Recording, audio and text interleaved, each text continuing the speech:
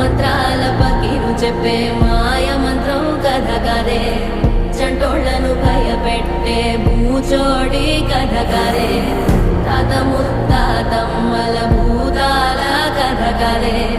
విక్రమాదిత్యుడు చెప్పిన వేదాళుడి కథ కదే దీపము నుండి దెయ్యం వచ్చే అల్లావుద్దీన్ కథ కాదే ఇది ముడత చర్మం ముసలి చెప్పే కథ లాంటి నిజమేలే